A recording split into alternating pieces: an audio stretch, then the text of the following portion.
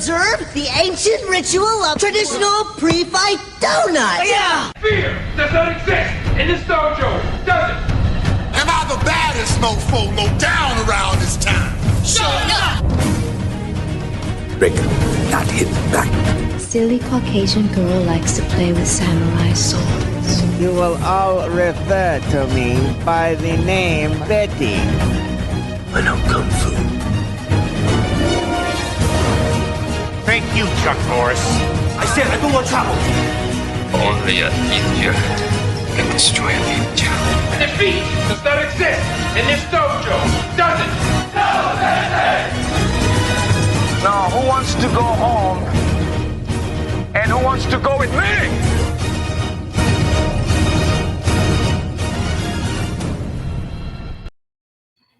Hello, everybody. Welcome to Kickflix. Kickflix here on the Geek Bro Podcast Network. My name is Mike Mercadal. Mike Obshak Mercadal. With me, as always, is Nery the Auditor Saenz. The Auditor, the most boring name for apparently the most badass of dudes. Lethal of guys. That does make sense, though. It is the last person you want to see.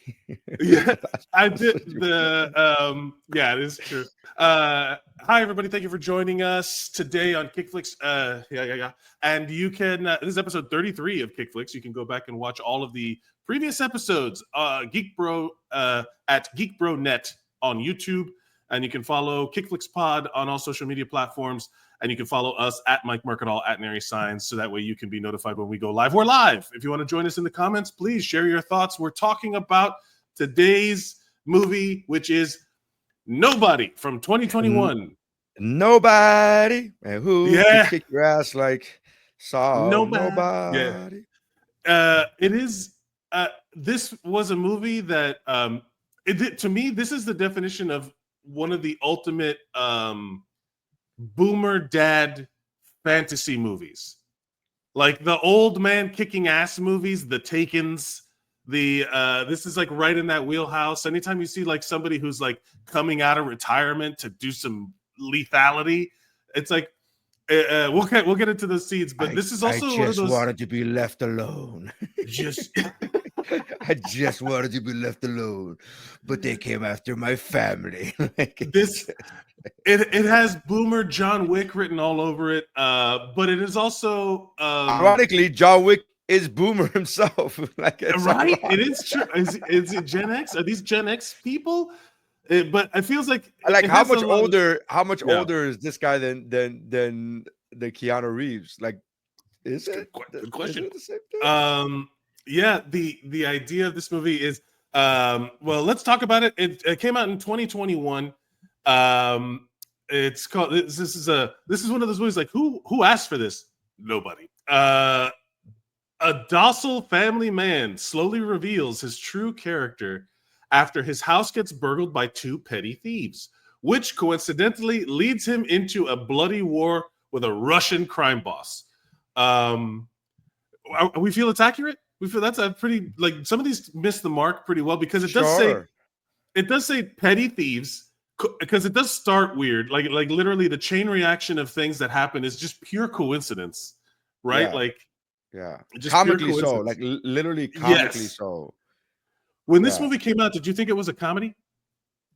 No, I because of who's involved, and I know the history of Bob Odenkirk, but Bob Odenkirk has been on his drama bag for a long time now. Yeah. So I don't think, on a personal note, I've never looked at Bob Odenkirk and thought comedy, because Mr. Show was before my time.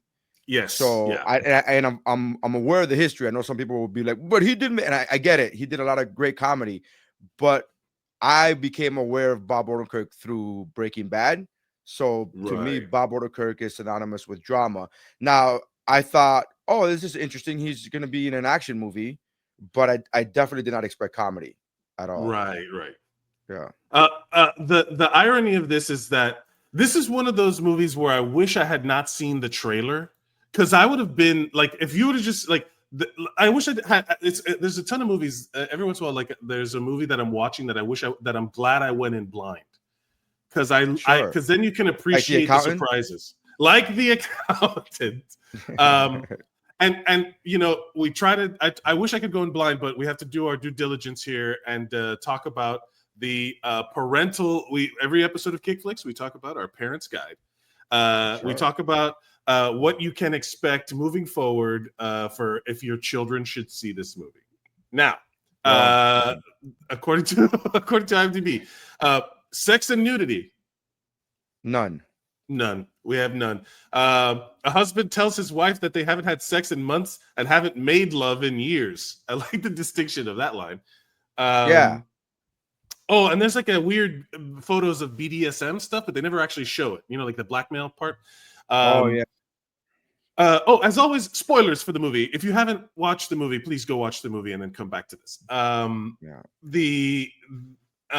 For violence I gotta and be honest gore, with you, I think this might be a movie where it doesn't matter. Like, if you watch it before or after. I say that because no matter what we say as far as plot wise, the plot's not really. The plot doesn't matter. The plot is basically the plot's it's the plot. The equivalent of giving you it's basically the equivalent of like telling you like, hey, make sure you watch John Wick before you hear about John Wick. It's like, it doesn't matter. Yeah, we get it. we got it. What is the so yeah, it's severe, the violence and gore. Severe. Most of the movie is stylized type action with minimal blood. No way, there's tons of blood. No, the most brutal scene to note though is the bus scene. Yeah, no, that was a poor. There's tons of blood. There's tons of blood. It's severe for a reason. There's buckets. There's buckets of blood. There's buckets of blood. It earned the severe category. Yeah. Profanity. What do we? Severe. Tons of fucks in this one. Yeah. Tons of fucks. There's 217 coupled with mother. There's so there's 39 uses of fuck, 8 uses of shit, and 4 uses of asshole, 1 use of the GD word. Ooh. So they Kris Kringled it in the thing. Yeah. They used all the other bad ones, but they didn't use GD. Yeah. Well, 4 uses of the B word. They didn't use the B word. 5 uses of the D word, and 2 uses of the H word. What's the H word? Hello? Hello? Again, hello? These are user submitted on IMDb, so you never know what kind of weirdos the are H posting word. Stuff. The H word. It has to be hell, right? It has to be hell. Because there wasn't even like, hey, he's a whore, or like there was no whore involved. Whore is a W. Yeah, I don't know. What if they thought whore was a H word? I wouldn't put it past them. Here we go. Yeah. I mean, good Lord. Alcohol, drugs, and smoking. Some moderate. Mild. There was some coke use in the club by the Russian guy, and then there was the smoking in the interrogation.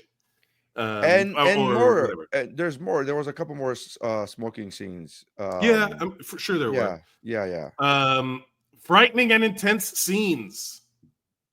All the fighting. Yeah. I would say severe. Yeah, it's all of it. Severe. Yeah. This movie is exceptionally brutal and intense throughout. Again, these are all great Kickflix things that are happening right now. These are all really solid Kickflix. These are all checking off the boxes of Kickflix. Like, okay. Yeah, according to the ratings, it was rated R, and it was rated R. I'm trying to think of like the most unusual. In France, it has a 12 rating, so 12-year-olds can see this, but it's 16 on TV, which I thought was funny. And in Japan, it's PG-12. Japan wants 12-year-olds watching this, fully respecting the autonomy of preteens. Yeah. And but it is 18 plus in Russia. I guess they don't want children seeing a Russian man being treated so poorly. They don't want to see a Russian man being Russian. Yeah, being Russian. But yeah, anyway, so that leads us into our pregame, and we're gonna go through our. We're gonna dive right into Nobody from 2021, rated R on Kickflix. What do we got? All right, so the movie starts with Saul Goodman, all bloody and in handcuffs, and he lights a cigarette. He opens up a can of cat food, and then he pulls a cat out of his jacket. And I was like, tons of Chekhov's guns in this, because the theory of a Chekhov's gun is that if they show a gun in they have to use it in the third act. If they use it, shows up. They're showing a cat, a tuna cans, and cigarettes. I'm like, these have to come into play at some point. Yeah, and I just love the fact that he pulled a cat out of his jacket, and the idea of this man sitting in an interrogation room across the table from some kind of authority figure, whether it's local police or whether it's federal, who knows? Yeah, we don't get explanation, but I just love the idea of them. Like, did you frisk him at all? At any point in time? Can you imagine? They're like, well, we took away his guns, but we left him with a cat and a can of cat food and a can opener. The can of cat food is pretty funny. Yeah. Go ahead. So the woman asked him across the table, who the fuck are you? And my immediate thought was, well, he's the guy carrying around pussy. That's who the fuck he is. He's just carrying pussy in his jacket, buddy. I like how it cuts to the how it cuts to the title card without him saying the word as he starts to say it. And I'm like, oh, invincible. Yeah. It's kind of like when they cut in Avengers. When he's about to say Avengers Assemble and they cut and he goes, yeah. So he says me, and then it cuts to the card that says nobody, which is really, interesting. Nobody. We immediately get a montage of, this is just the most mundane montage in Kickflix history. I dare say guy fuck up the garbage. I dare say this is the most mundane montage in cinematic history. It's just a montage of like a week in the life of a suburban dad activities. It's morning jog, coffee, at a bus stop, taking the bus to work, which he indicates a public transportation system that works. So we know that it's not filmed in Miami. It's working on working on a spreadsheet, getting home, forgetting to take out the trash, et cetera, over and over and over again.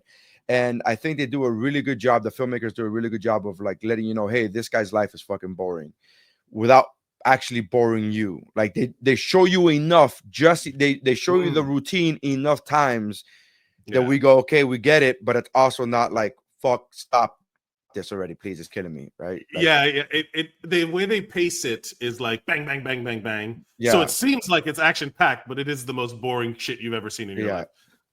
Anytime there's a montage, you don't expect to hear the words, like on the script they had to put montage and then they put spreadsheet, and that's not something that you don't normally hear. Montage and spreadsheet in the same sentence. So he checks, then it cuts to him checking on his sleeping family in the middle of the night, and he notices noises coming from downstairs, and it's burglars. He grabs a golf club and he tries to call the cops, but the burglars catch him, and at gunpoint they tell him to put the phone down.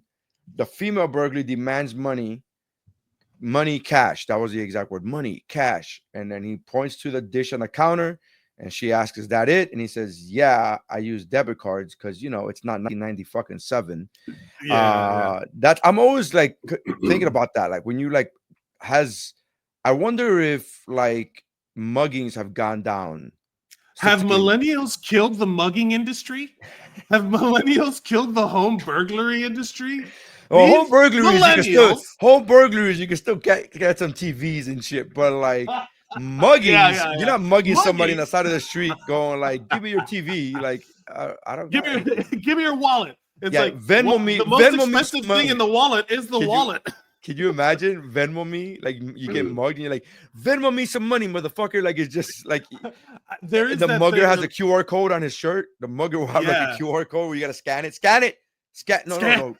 No, you gotta, and then you gotta press the button. Wait, hold on. You gotta swipe to the camera. Just swipe. You don't have to find it. You just swipe from the lock screen. Yeah. Just swipe. Okay. Now, and then and then take a picture. Okay. And then they do this. They do this, trying to get it in the right frame. And then they're like, it's asking me for a 4-pin verification. The last four of your phone number. What's the last one? Like, no. Just accept anyways. Just accept anyways. We scan. You don't have to worry. I will say they do show his family. Is there a clue that there is someone being robbed, or is it that's because of his heightened spy sensibilities? I thought he maybe heard something in bed because he wasn't sleeping because he lives the most boring life on earth, so he wasn't sleeping. And is there, and also like there's a pillow barrier, like a pillow wall between him and his wife. Yeah. Foreshadowing. There's signs of trouble, but symbolism. It's symbolism. This is also like every suburban gun-owning weirdo's dream. Like the people, like there's a whole group of people out there that this is like this. You know, at the end of what movie were we in? The Iron Man 3 or something like that. When all the Iron Man suits come out, we were like, like we were just like the like nerd jerk off fantasy. This is gun nerd jerk off fantasy level stuff, right? Like this is pure fantasy. He comes in and he's like, oh yeah, I'm gonna defend my home against intruders. Well, except for that he doesn't have a gun with him. He takes a golf club. Like that's what I'm saying. Yeah. They're showing because they want they want these the weirdos who are all about it to be he screwed up, he could have done all of the what I would have done, and that's it. And then they literally have the neighbor do it in the next day. Well, we'll get there, but it's like ridiculous. Well, so he says he gives up his watch and his son jumps the guy and holds back from clubbing the woman and instructs his son to let go. The son gets punched in the face and they leave. He tries to help his son up and his son slaps his hand away. Everyone is disappointed at Hal for not fighting back, especially Hal. He's disappointed in himself. He's like in this like world of replaying the shit over and over in his end. The next morning, his son tells him that he's doing a paper on a veteran and asks if he could do it on him. He says that he's just an auditor, so a nobody, and he suggests asking his uncle and his grandfather. Yeah, he asked his uncle. He's like, he was a real soldier. And I was like, could you imagine being this? Because I like to think about going in blind on these movies. I don't want to, let the story tell me its story. Sure. Let the movie tell me its story. So if you don't know all of these things about him, you miss these little things. But because we know a little bit about him being a badass, and it gives it away too, because he has to like fake out being a bitch. Like he has to pretend, right? So like it shows us that a little bit.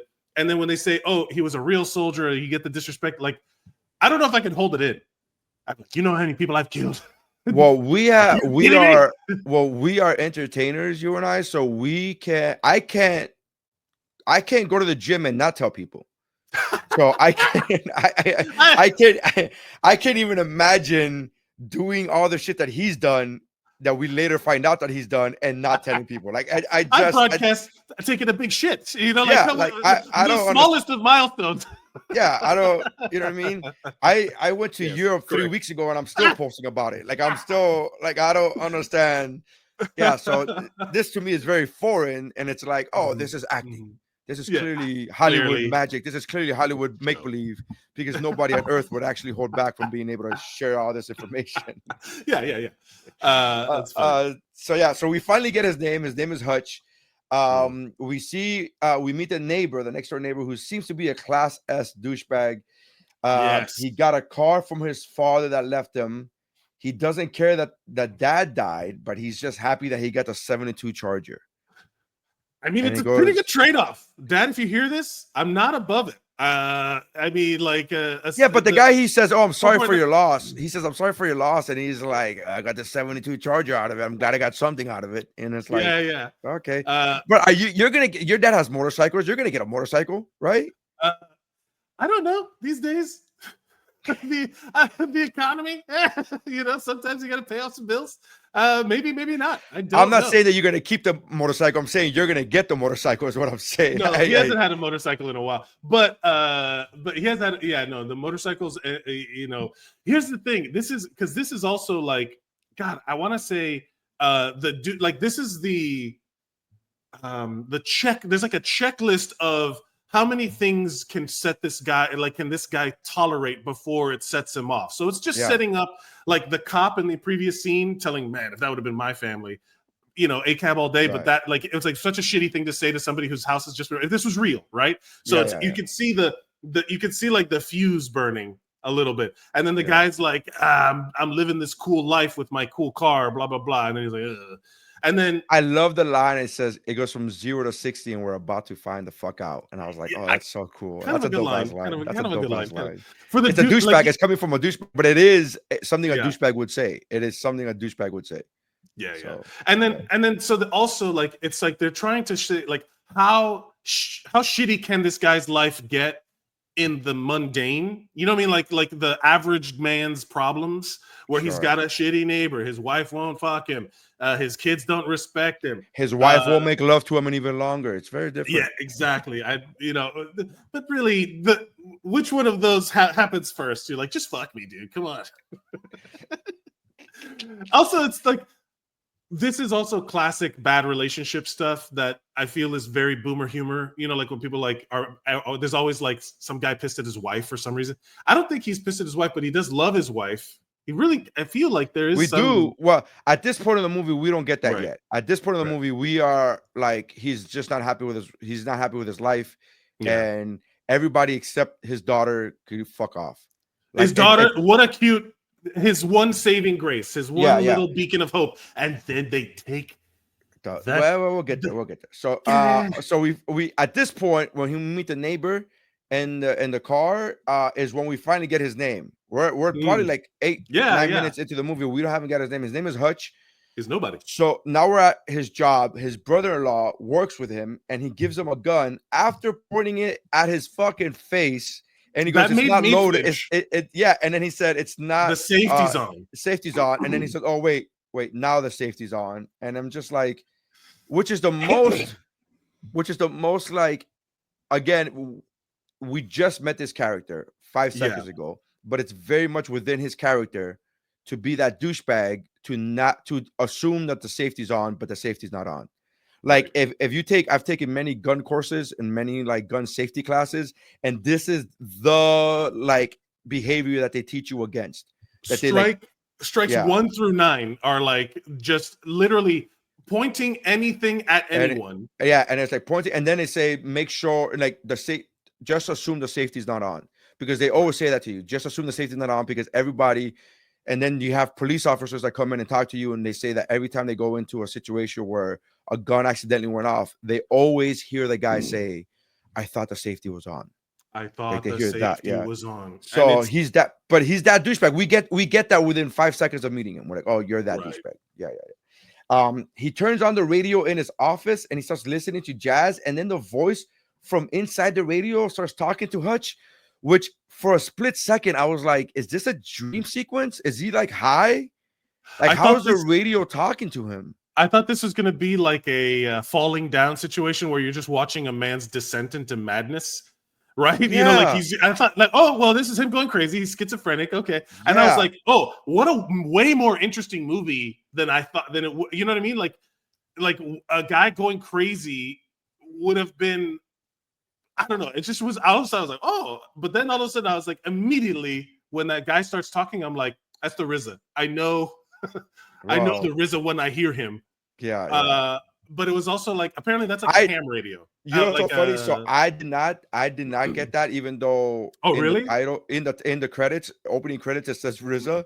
I didn't, and I'm a huge Wu-Tang fan, but I was just I was just thrown off by the fact that the radio was talking to him. Like, he was just listening to jazz, but he was just listening to jazz. It wasn't like he turned it on and it's like breaker 1 2. Like, that would be different. Like, there was music playing, and when you watch one of those old school radios being played and you hear music, you just assume that it's an FM radio or an AM radio. Right, you don't expect a two-way radio. Anyways, It kicks into the Riz is like, I'm gonna play a trumpet in this movie. He's like, yeah, but off camera. He's like, all right, Yeah, but it's like he's like, hey, you're getting pretty good, and so clearly there's a relationship established. Banter. There it's radio banter. Yeah, radio banter. It says, the voice starts talking to Hutch. He tells him about the robbery. Tells him every detail about the gun that was used. He knows the make and model. So this is the audience's first indication of like this guy knows his shit. You know what I mean? Because normally you, as a suburban dad, you're not able to know what kind of gun they had to point it at you. You just, he had a gun at me. So he tells them everything about the gun that was used, including the fact that it was not loaded. Right. And then the voice on the radio, which we later find out is RZA, tells him that not to do anything stupid. Hutch goes to visit his dad at the nursing home. His dad talks about the old days and who they used to be. And he's like, remember the old days, Hutch, who we used to be? A scientist that traveled through time to help a kid bang his mom. And I was like, oh, that is cool. That is a very cool. That is cool. Yeah, Dad. If you have not seen the movie, that makes zero sense. But yeah, sure. Yeah. Remember who we used to be? Staten Island gangster rappers. Remember who we used to be? HBO comedy, alt comedy icons. Yeah. Yeah. So it was nice to hear like an old man talking about the days of him time traveling. I was like, oh, wow, that's cool. Yeah. I do like he puts the gun in the freezer. Gotta keep it fresh. Yes. He puts it there at work in the old, like a box of some old frozen shit in the back, because I can't tell you how many times I've gone into a work freezer and there's just like a random thing that's been there for like a decade. It feels like it's just been there, like it expired 3 years ago. It's like, yeah, no one's gonna look in here. And I was like, oh, okay, good. Yeah, solid. I do wonder, is that a tactic? Is that a military decision where the gun is, does it affect the bullets in any way? I don't know. Do you have to thaw the bullets to shoot them or something? Like, I wonder if that, I was like, was it, because now I'm thinking everything this guy's doing is tactical, right? Like, I was like, why would he put it in, whatever, never mind. He just doesn't want to carry it. I don't think he just wants to have it with him. Fair enough. Yeah. And I like, from a writing perspective, I like the fact that the brother-in-law was like, protect my sister. And that, because that's how we know he's a brother-in-law. They don't, right. That's it. That one line is all we need. It's like you don't need to go through this whole exposition about how you married my wife, my like protect my sister. It's like, oh, we get it. Okay, yeah, that's it. All right. We also introduced in this next scene we introduced Michael Ironside, Kickflix action movie MVP. Michael Ironside is the father-in-law, and I was like, hey, check. Like anytime we see like any of our action movie Kickflix icons, I'm always what else was he in that we've done? Well, he was in like Iron Eagle. He's been in a bunch of stuff, but nothing that Kickflix has done. Nothing that Kickflix has done. No, he has. I'm trying to think of which one we did. Well, he's in the next Karate Kid, but we didn't do that.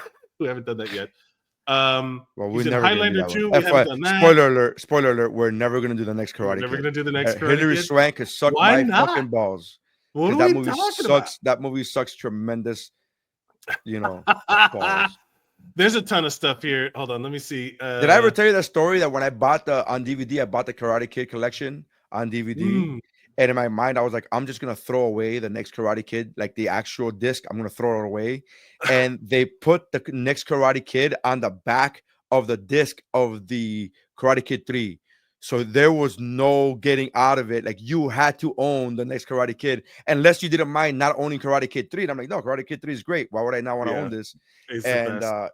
So I couldn't even get rid of. Like they forced you to fucking keep next Karate Kid. You're like, those tactics are good. He's in he's a classic. Total Recall. He's in Highlander 2. Oh, a movie called Night Trap. That's actually really good. But nothing Kickflix has done. But you're saying it. Like, I just wanted to make sure. He's an action icon first. I said Starship Troopers. Sure. He's like that. He's like a character actor that anytime I see him, I'm like the Leonardo DiCaprio. I'm with you on all that. I just wanted to make sure that because you said Kickflix, and I'm like, man, am I slipping? Because I don't remember seeing him in a Kickflix movie. But yeah, I get it. Action movie. I get it. He's a staple in action movies. I get it. Yeah. Very. Super underused in this movie. He's just chilling in this movie. he literally did a day's work, right? It's all in a day's work for this guy. Like one day, Yeah. he filmed for one day in this movie. Yeah. Yeah, He had to have just been like there, like, hey, we just need to walk you around this office, and he's like, how much are we getting paid? Like, yeah, okay. Sure. Did I ever tell you about the time I was in RoboCop or whatever? Yeah. Oh, no, he's not in RoboCop. What is he? Never mind. Troopers. All right, so Hutch gets home to his daughter looking for her kitty cat bracelet, and that it was in the bowl that the robbers got to, and then she says they wouldn't have stolen that too, would they?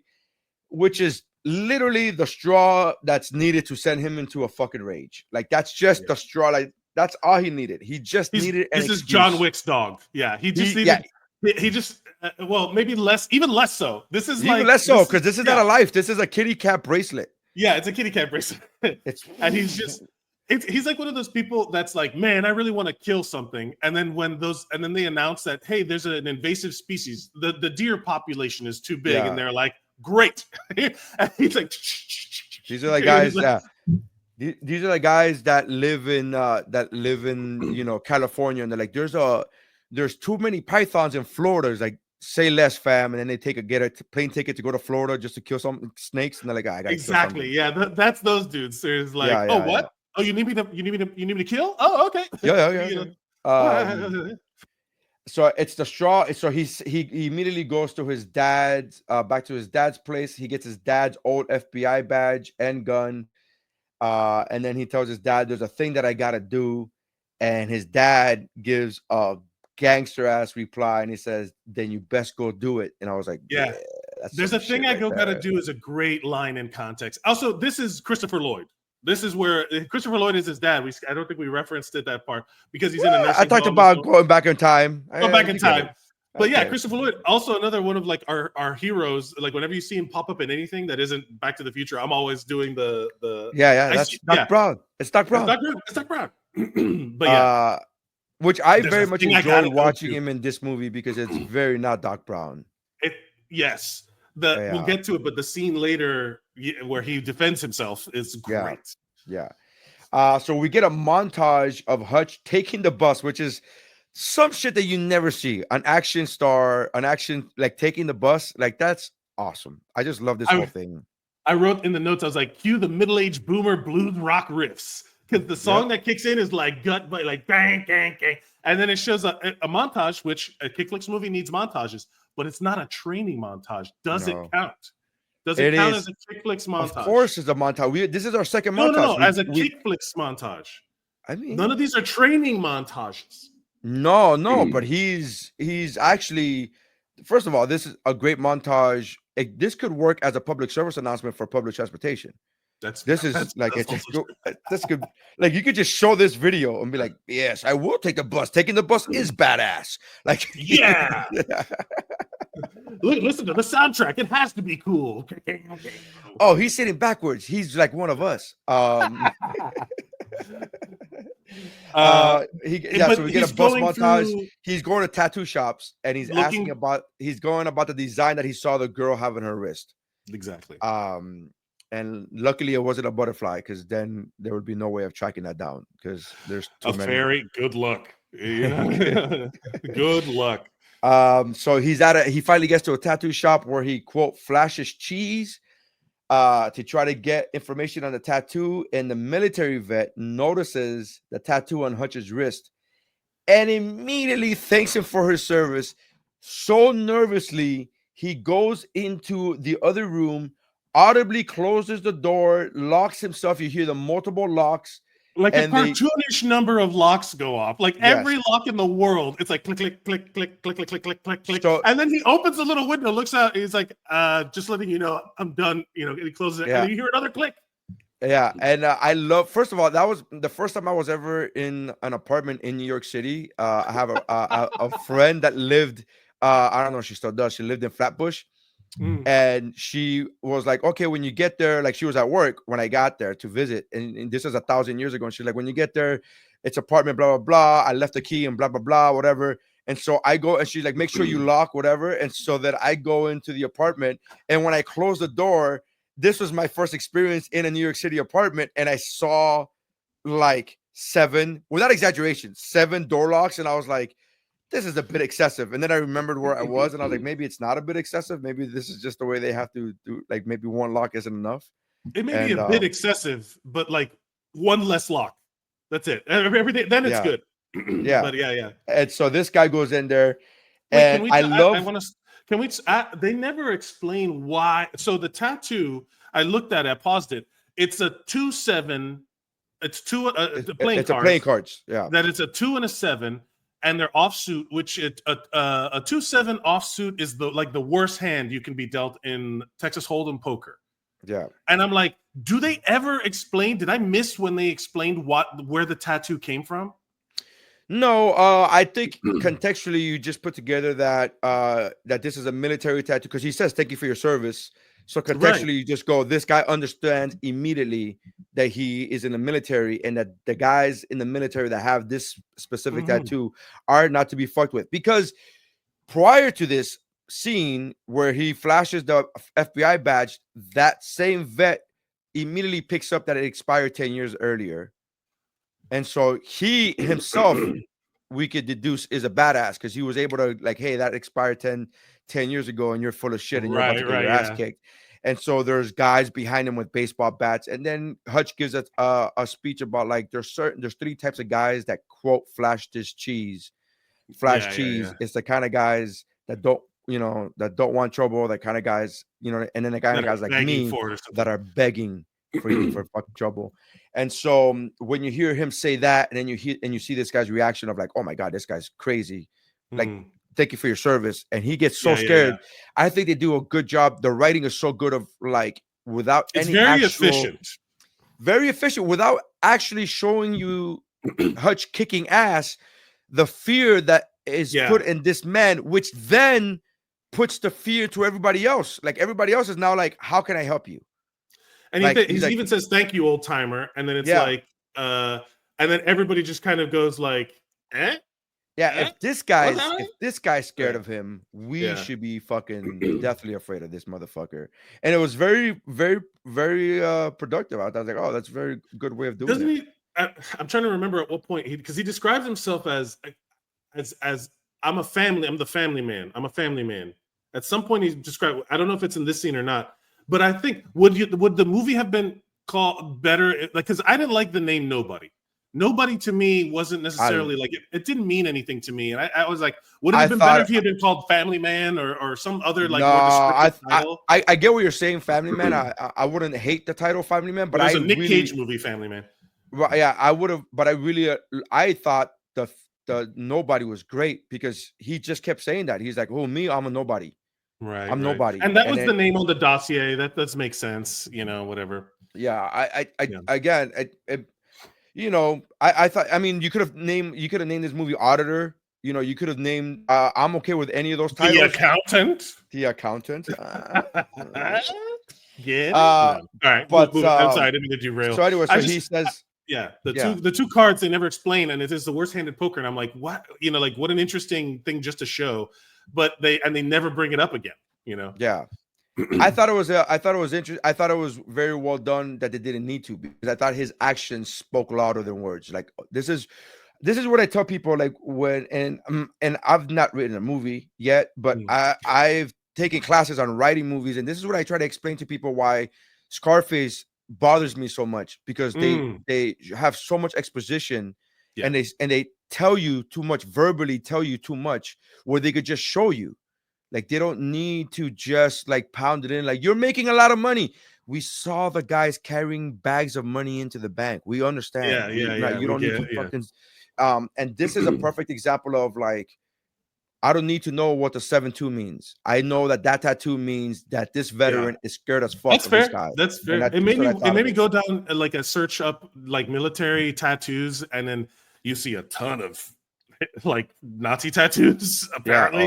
But it's wild out there. But apparently that's like it made me curious about how, like in fucking Starship Troopers, when they get the Ricos Roughnecks or the Ratchets. I haven't seen the movie. I saw like 20 minutes of it and it was complete trash and I turned it off. But I would give the example of Lethal Weapon. When Lethal Weapon, the original Lethal Weapon, when the kid saw the tattoo, he had a painting on him, And he goes, "This is a special forces tattoo. This is a blah blah blah blah blah blah blah." And you know what I mean? Like he explained to Murtaugh what that tattoo meant, but you know, it's like, I get it. Yeah, well, in the room. Yeah, but we all get it. But he had to explain it to Murtaugh, who Murtaugh's too old for this shit. When Murtaugh was 33 years old, whatever. Anyways, I'm sorry, I keep derailing it. Yeah, no, it's all right. So then, all right, so he finally gets to the tattoo. He gets to the couple that broke into his house, which seems to be a loving couple, a loving Hispanic couple. Nothing out of the ordinary. Yeah, you Latinos, know. I mean, and then after retrieving his watch, but not the kitty cat bracelet, motherfucker, which is hilarious. The kitty cat bracelet, motherfucker, is like it's hilarious. yeah. He sees that they have a sick baby and realizes that's why they robbed them, because the American healthcare system is a scam that just fattens the pockets of the ultra rich while declining the claims of those that need it the most. # free Luigi. All that was in the movie. And he gets super upset that he couldn't beat somebody up, and he starts punching a fucking brick wall. Oh yeah. Now you feel bad? Yeah. I do love the idea. Like, what if, could you imagine if Luigi gets into court, he starts to testify himself, and then they're like, "Why did you do what you did?" And he's like, "Have you seen the movie Nobody?" Yeah. There's a scene. There's a scene. Like, have you seen Nobody? Have you seen Breaking Down? Was it Breaking Down? It was Breaking Down, right? That was the name of the movie. The one with Michael Douglas, where he loses it. Yeah, right. What now? I'm blanking on what was the actual name of that movie. Yeah, Falling Down. Yeah. So like he's like, "Have you seen Breaking Down? Have you seen Falling Down? Have you seen Nobody? Have you seen like?" And he just starts naming a list. "Have you seen John Q?" And he just starts naming a list of movies that the medical system has failed. The Rainmaker, great John Grisham movie, The Rainmaker. Have you seen The Rainmaker? Yeah, Free Luigi. Yeah. So on the bus on the way home, 5 douchebags get on the bus after crashing their car. Which, by the way, there's so many times in this movie where you go, had this not happened, then this other thing wouldn't have happened. Sure. And I could blame all of these deaths that we're gonna see in the next hour on the bus driver. They're all on the bus driver. The bus driver, if she would have not just opened the door, she just would have kept on driving. None of this would have happened. Oh, you blame the bus driver. Interesting. You're right. Because the bus driver stopped at an unsanctioned bus stop. At an unsanctioned bus stop. She just saw them crash a car, and she's like, "Why not let these 5 people in here?" It's like, no, this is bad. As I'm watching this, I'm watching it through the filter of like, so at this point, this guy starts begging for these people to get on the bus so that he can release some pressure, let off some steam. You know what I'm saying? Like he's I need this. Yeah, the voiceover literally says, "Please, God, open this door." Like if God said, they say that when God closes the window, he opens a door, and he's like, "Please, God, open this door." And I want to say that this is the ultimate. I keep seeing videos like this online of like, MAGA assholes who are like starting trouble, but then they get checked. And this is the ultimate, like, again, Frank Sinatra's playing. This is the boomerest of boomer things. But like, there's always those videos where the guy's like, there's one in Home Depot that I laugh all the time because the guy's like, "I'm gonna fuck you up," and then the dude in the Home Depot, oh, you wanted this? No, now you're gonna get it. No, now you have to. It's like, it's basically like, and the guy's like, "No," when like everybody talks big. Yeah, that's that real, like, I don't know. I don't want to call it concern, because I know there's plenty of probably older dudes that are not. It's the prime fuck around and find out. It's like the prime. Yeah, it's the fuck around and find out. Yeah. And then my favorite thing is in this scene is he does the Bronx Tale, "Now yous can't leave." He does the "Now yous can't leave." That was my favorite. I was like, oh, okay, all right, now I'm in. I like, I'm watching this with two minds, making fun of it a little because it's like boomer fantasy jerk off material, but then also it's a solid movie. Like it's really well put together. Everything's good. We have not had, I will say this, we have not had any martial arts up until this point. Yes. We have not had any fighting in any way. This is where they get to show us if it is a Kickflix movie. Sure. They very quickly and brutally show you it's a Kickflix movie. They open the door. Some people get off the bus. A girl stays. Why? Beyond me, but she stays. So, yeah. He tells the girl, "Get the fuck out, for your safety."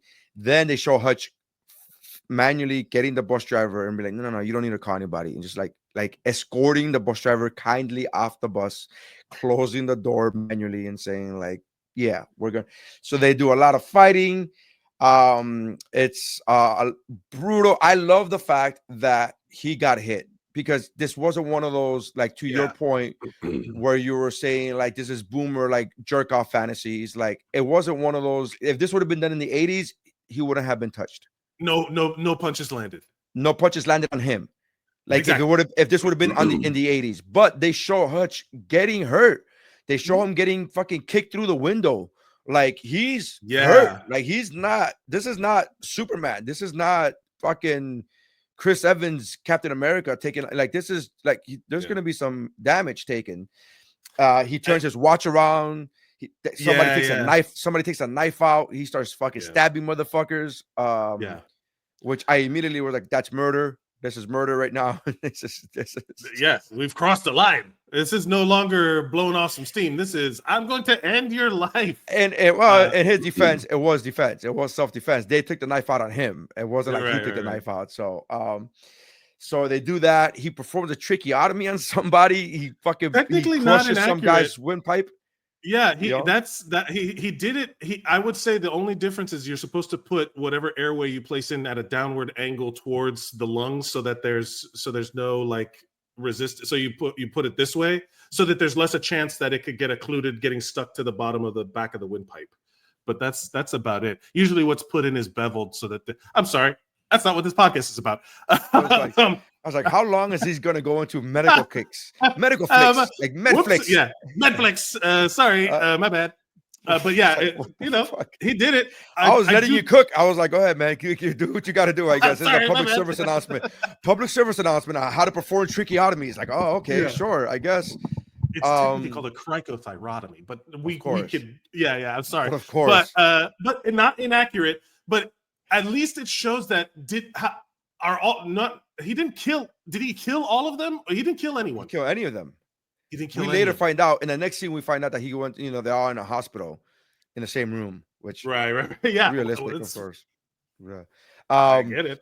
So he gets home. This is a nice touch, because this, if you're not paying attention, this is a nice touch. He gets home and he tells his wife that he misses her while she cleans him up, and he says like the good old days, or bring back memories, or something to that effect. Yeah. So his wife's in on it.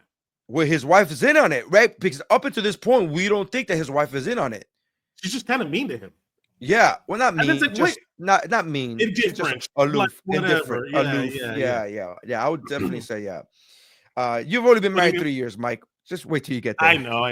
But also at this stage, she's putting super glue on his cuts. Also an accurate use. It's called Dermabond. It's used very commonly in the ER, but don't put it in the cut. Use it to hold the edges of the outside of the skin. Right. Because otherwise you can occlude the vessels and you can get scarring and tissue death. So you want to hold the cut closed, a clean line, and then put super glue on the top so that it holds the edges together like you would with butterfly stitches or something. And it keeps it, and also it keeps the germs out for a little while. So you have to make sure it's very clean. Otherwise you lock anything in there.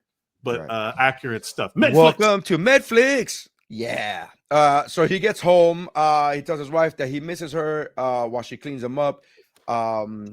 We cut to a scene that says, wait, he's like, I know I look like a used tampon right now, but we should fuck, right? Like, I know I'm like covered in, and we haven't made love in even longer. And I was like, Meanwhile, he's like bleeding. Like, I know I have a ton of open wounds right now, but how about chicks dig scars. I mean, that's a thing. That's these are pre-scars. These are not even scars. These are just wounds. Yeah, these are wounds. Chicks dig wounds. Chicks dig wounds. And then but you see, she deactivates the pillow wall. Yes, she removes the pillow chicks wall. dig wounds, bro. I'm gonna tell you this, bro. Come on, man. Come on.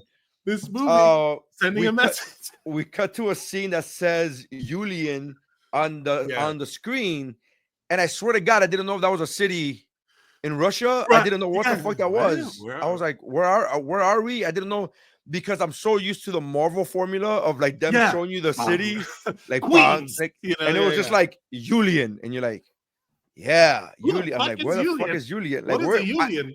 I didn't. I literally said, "Where is Julian?" I thought to myself, "Where is Julian?" This is another example of efficiency because they show him like not stopping for traffic. Yes, and it's like, oh, he doesn't stop for traffic. This guy's a badass. And then yeah. he's like, I literally wrote that. I said an old man parks across the street from a dance club. He crosses the street without looking, and the cars almost hit him, but he never flinches. Yeah. And I was like, what a great way of saying like how much of a look at this badass. Like that's a great introductory into like this movie is really great at introducing characters, and immediately we, the audience, know what kind of characters these are. We know the douchebag, we know the douchebag brother-in-law within seconds. We know the Julian badass boss within seconds. We know what the fuck he is. He's a badass boss, right? He walks into the club, and I was like, "What in the Russian bullshit is this?" I said it out loud.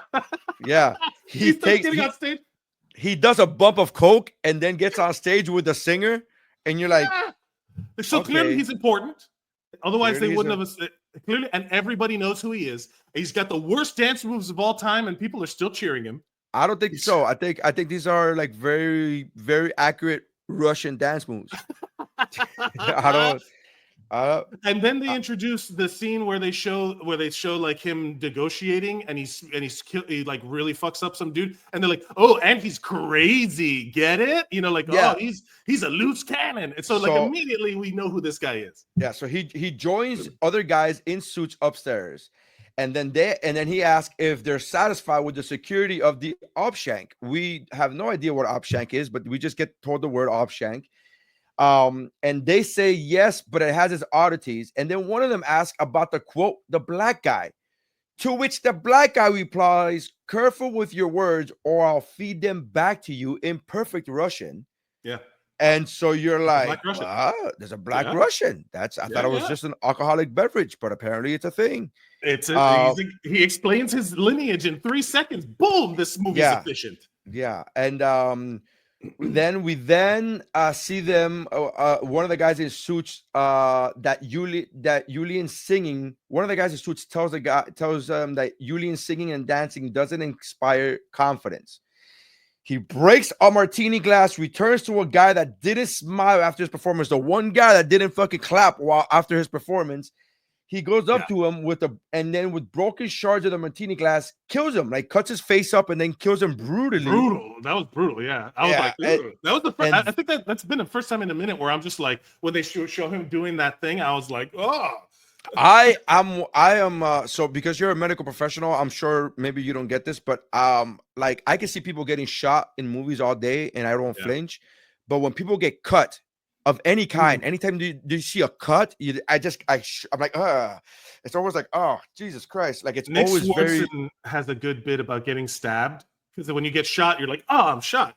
But if you're getting stabbed, you're like, oh, I'm getting stabbed. Oh, no, it's coming back. Like, if you're there the whole time, you see it. You like know it's happening. Yeah, it's not like it's not the speed of a bullet, obviously, right? So, anytime I see in a movie, I can't even see somebody get stabbed or cut because I'm always like, cut is more so than stabbed. Stabbed, I'm like, okay, but when you see cut, they usually follow it with the sound, with the folio sound of that is brutal.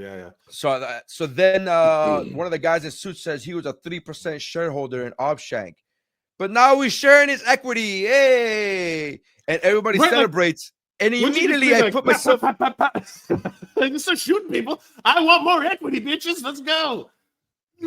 This is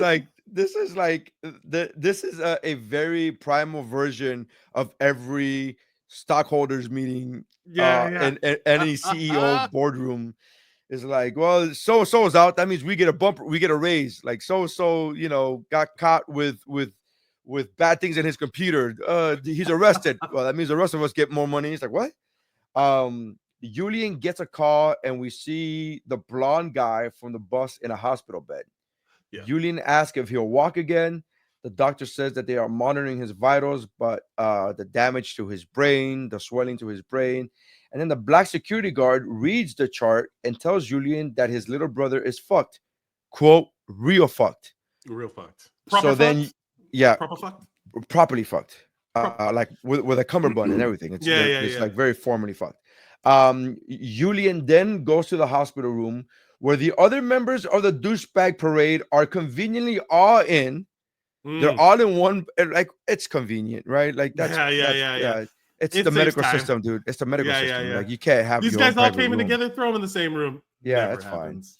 fine. And so he beats one of them up with a chair. Ask who did this. The guy says a guy. He says, one man. Are you fucking with me? And then he continues to beat him with a chair. And then the whole time I kept thinking cocaine's a hell of a drug. I was like, Jesus Christ, this guy is crazy. One of the douchebags tells Julian that he didn't even like Teddy. Julian acknowledges that was literally I wrote down where he it's like that he's like, you got me, I didn't even. It's like fair point, you got me. Fair point, but it's still family. We can't choose our family. And he says we can't choose our family. He says your words are not inaccurate. Right. He's just like, and it's also like a dude in the hospital where he's like all fucked up, and he's like, what a weird thing to be as the defense, right? Like, it's like no, he's not even. He's telling the truth. I saw he did this and this and this. It's like not even trying to back up his story. It's more like you didn't even like that motherfucker anyway, and that's what gets him. Like I was. I love the fact that he goes. I love the fact that he started that guy that said that you don't even like your brother. He started the sentence with, "Please don't get more upset." I understand you're upset. I understand you're upset. Please don't get more upset. But you don't even like your brother, and you don't even like this guy. Yuli's like, fair point. That's a fair point. That's fair. He's like, you're right. I don't like him. All forgiven. He asked, how can he find this man? One of the other guys in a hospital bed, douchebags, he holds up the bloody Metro card that the police and hospital staff just forgot to take off of him when they. I'm not 100% sure what that fucking means, but it was just so funny where it's like Metro card. As somebody who lived in New York and used a Metro card all the time, that shit falls out of like you find them on the ground all the time. How do you use it? You can't track nobody with that shit. You buy it at a kiosk. You know what I mean? Like it's not like a debit card or a credit card, but whatever. Anyway, but I was like, all right, whatever. I guess that's. I was caught up. It's funny that you thought that because I was immediately like, when they admitted you into the hospital, they didn't take that away from you. Don't they take your clothes off and like, don't they do all this? Like, don't they take this shit off of you? Like, I don't understand the cops. Don't they do this? Like the hospital staff don't they do this? And then I was like, oh wait, they allow you kittens, cat food, and Metro cards. Okay. Yeah. Fair enough. We're good. We're back on track. The next morning, Hutch is in a great mood, which is fantastic. He might as well have been whistling. He might as well have been whistling. He might as well have been like any other movie, you would be like, oh, this guy just got laid. He's literally Ron Swanson in that episode where they're like, oh, that's when Ron has sex. Yeah. He's that right now. He's so happy. Yeah, he's so happy that he had to get wounds crazy glued onto. Like it's great. It's so great. Funny. He's in a great mood. He compliments his son and tells him that he's proud of him for having his back. He gets a call from Harry, and I only know that because of the closed captions. I only know the guy's name is Harry because of the closed captions. Right, yeah. I do not know. They have not verbally said his name yet. And we don't verbally get his name until the fucking last scene of the movie. Yeah. Okay. Hutch and Harry. And what was his dad's name? I don't remember his dad's name. Dad. But yeah, they don't. Do they even say his name? Nope. It's just Dad. Nope. Great. And so, you know what? They may have said the orderly may have said his name. When he may have said his name, but I don't remember. Okay, so he gets a call from Harry, and Harry asks him how it felt last night, and Hutch says it felt like Salvation Day, and Harry's happy for him, but tells him that one of those guys was, quote, ask the barber, he knows. He goes, do you know who one of those guys was? And he goes, no. And he goes, well, ask the barber, he knows. And then Hutch offers to make lasagna for dinner. And then I'm like, avoidance. You just get told bad news. And he's like, how about lasagna? And I'm like, how about lasagna? Honestly, when he said lasagna, I realized I hadn't had lasagna in a long time. And I was like, oh, I want lasagna. Like literally something triggered in my brain. I don't want to get into a woo bro rant here, but I just came back from 3 weeks in Europe, and the best lasagna I've ever had in my fucking life was in Rome. And I'm not a lasagna guy. I am not a lasagna guy. I had it begrudgingly because the tour guide who I made friends with was like, where are you going tomorrow? And I said, Naples. And she goes, in Naples, you get pizza. In Rome, you get pasta. So she kind of like talked me into getting the lasagna. I don't really like lasagna. Red sauce to me is too much. It's too heavy. It gives me heartburn. And then I had this lasagna, and it was the best lasagna I've ever had in my fucking life. It was so GD good. It was fucking bonkers. GD, what are you, a parental guide person? I'm a parental guy. I'm doing a call back to a parental guide thing. Cool. It's like that's why I said it's so GD fucking good. And so it was fucking amazing. The best lasagna I've ever had in my it was so fucking great. I wish I would have went there.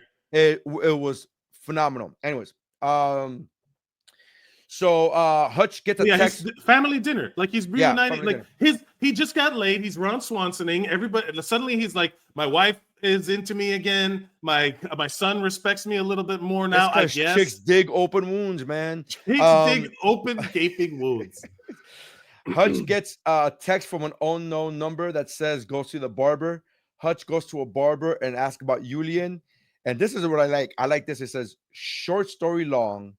Yes. He's as bad as they come, a connected, funded sociopath with resources to make things complicated. And I thought, what a concise, great way of like encapsulating what we've partially already known as the audience. We get that already, but I love the fact that he says a connected, funded sociopath with resources to make things complicated. And I thought it was a perfect amount of exposition. And then the guy says, rich, crazy, bad. Done. Got it. I got it. That's it. Rich, crazy, bad. They also describe, this is the scene where they describe what the Ob Shack is. And so here's another thing. This is why I love that. This is why I think it was written for like boomers. Because first of all, boomers love a barbershop. They love a barber. Boomers love that shit. And then he describes the Ob Shack as a 401k. Come on, this is boomer ass. I love so not to lean into my boomer things, but I love seeing the thought of somebody getting a close shave, a barber shave. A shave at a barbershop. That's fucking dope. Like I have a beard. I don't shave, but I just like the idea of a barber. Like, hey, you know what I mean? Like, you've ever done it for your head? No, at a barber, no. I've done it. No, I just do my. So I just can't find myself. I can't bring myself. Dreams, Nery. Live your dreams. I can't bring myself to paying money for something that I can do at home for free. I can't. It's that's just the Latino hard. in you. You understand? Yeah, that's the man. Latino in you. So hard. That's the immigrant in you. That's the living paycheck to paycheck in me. That's the that's the making ends meet. I have 3 children that I gotta provide for thing. Like I don't know. All right. So he said we see Julian in a room of people with computers asking about Hutch, and a woman says that they found his dad in a nursing home. She says she wouldn't worry about Hutch. He seems to be as vanilla as they come. And then he says, if you're not able to see a sheep in wolf's clothing, I worry about your possibilities of being with this company or something. With this company, something being employed. That's what it was. I worry about your future being employed. And then she says, I'll have my contact at the Pentagon. And then she goes, one blackmail package coming up. And she just does a blackmail package of somebody working at the Pentagon, which I thought was great. Efficient. Super efficient because the guy didn't even speak words. Yeah. The guy, so we finally find out what the Ob Shack is, which is basically the 401k for the Russian mob. Julian is the current babysitter. And we get told that he doesn't even want that job anymore. He's tired of that job. But it is what it is. The Pentagon nerd gets a bunch of redacted forms and sends it to the Russian computer nerd. And this is very efficient. She widens her eyes, packs her shit, throws the file at Julian's feet, and says, quote, I'm out. No need to pay. Good luck. That's how scary Hutch is. She's I'm fucking out of here. Like she's used to dealing with the Russian mob, and she sees something in these files that goes, I got nothing, bro. Like, she threw it with disrespect to scattering the papers. Like, I don't know fuck who you are. Flop. Don't pay me. I've seen you kill somebody with a martini glass. Fuck you. Don't pay me. Don't pay me. I'm out. Okay. I'm gonna go lock myself in that tattoo parlor shop with that fucking guy. Like I'm so lost. Click. Yeah. Julian makes a phone call, says that he wants him alive. Hutch is at home and tells his family they should go to Italy for vacation because. As somebody who just came back from Italy, I agree. It's a fucking great place. You should go for vacation. It's fantastic. I gotta go back. Place. He sees cars pull up with bad guys and rushes his family into the basement. He unlocks a secret pad and kisses his wife, and then says, "quote Don't call 911," which is the most G shit ever. I literally wrote. I was like, my God, who wrote this? Because both good and bad. Because it is cheat. It's like again. I'm watching this with the boomer fantasy mind of like somebody like a guy in Hutch's position in real life would see that and be like, yeah, don't call 911. You know what I mean? Like, but then it's also super relevant, efficient. Like it makes sense, right? To don't call 911. But here's my complaint: take the lasagna with you. What are you doing? You just made fresh lasagna. But also that looked like trash. That lasagna looked like trash. It looked like somebody's dad's lasagna. It looked like white guy lasagna. It is. By the way, do you know who wrote this film? No. Derek Kolstad. Do you know who Derek Kolstad is? No. He is the writer and producer of the John Wick franchise. Oh, yeah, that makes a lot of sense. That makes a lot of sense. Also, some of the John Wick guys I recognize some of the guys because there's a new documentary called Wick is Pain about the making of John Wick. And I've been watching it and I saw one of the dudes. He's one of the dudes on the bus. One of the guys, like one of the main dudes at the John Wick company is on the bus. Yeah. So I know a lot of these comparisons are valid because it's written by the same guy who wrote John Wick. So, same guy. Fair enough. Like, what if John Wick was on a bus? There's a lot of those movies. Like, actually, for a while there was... which movie which one comes first? Does this predate? Does nobody predate John Wick? No, John Wick was way before. John Wick was like 2014. The first one. It was like a long time ago. Yeah, but this okay, so yeah, nobody was 2021. Yeah. Okay. All right. So back to the movie. So here's why I like that line: don't call 911. Every other action movie, even the hero goes, call 911. They tell people call 911. And this is the first time, to my recollection, that the hero makes it a point to say, don't call 911. Like, I don't need no help. No, I'm a man in my 40s. I think it's the other way around. I took it as more as I don't want to get in trouble because what I'm about to do is going to get me in trouble. Right. So that's how way I took it. I didn't take it as I'm a badass. I took it as in like I don't want the fuzz. Don't call the coppers. Don't blow up my spot. Yeah. So the guys approach the house with guns. Hutch turns off the lights. They raid the house. Hutch beats up two of them with a baseball bat. Then, like Bo Jackson, cracks the bat in half over his knee and stabs the bad guy with one of the broken halves of the bat. And I just thought to myself, Bo knows how to murk a motherfucker. That's what Bo knows. Holy shit. My first thought is was you never. They might also be vampires, right? Like you don't know the situation. They might also be vampires because he stabs him in the heart with a wooden stake. He literally does it. I was like, he's like, I heard the accent, and I was like, I want to suck your blood. I was like, oh, not me, you never know. You can never be too careful. You can never be too careful. Right? What if he would have killed him with a baseball bat, like, or what he thought was killing him with a baseball, and then he does the rise, and you're like, no, I didn't stab you. I should have stabbed you. Oh no, I did. Better safe than sorry, folks. Chekhov's lasagna. Some dude gets a lasagna to the face, and apparently, I was like, no. I was watching with my wife, and we were both like, no, the lasagna. I felt so bad for that guy. I was like, bro, that guy's getting his ass beat. He's getting killed, and then he gets smushed into that shitty ass lasagna. That's just those insult to injury.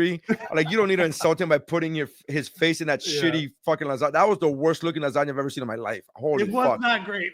It was great in the sense of super realistic. Like, I don't expect a guy like Hutch, who's lived his life in the military, to know how to cook a good lasagna. Like, you don't know how to cook good lasagna. It's like, that's good. It's fair. The best white. It's like, you might as well have made a taco night with those pre-made taco shells. I was like, oh God, get out of here.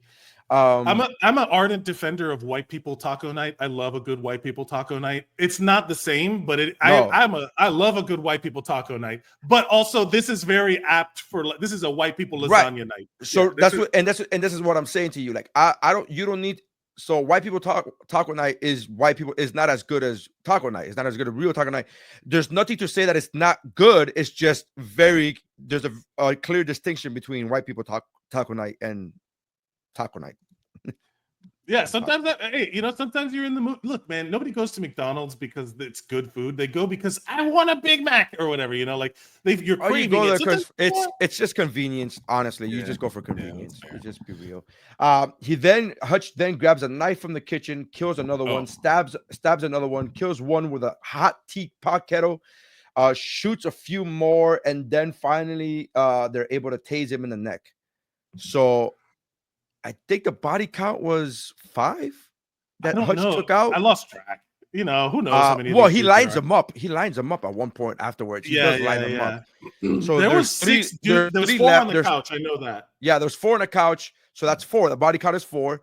And then and then the 3 in the car, right? So then the bad guys put him in the trunk of the car. Hutch breaks his thumb to get out of the handcuffs, as one does. And opens the trunk. He takes a fire extinguisher from the trunk and sprays the front of the car. The car hits a pole, and then we see the car flip. Great conversation here. He tells a Black Russian that he's never met a Black Russian before. Right, and the Black Russian goes, "I get that a lot." He then explains who he is because the Black Russian asks him, "Who are you?" And he goes, "I used to be an auditor for those 3-letter agencies.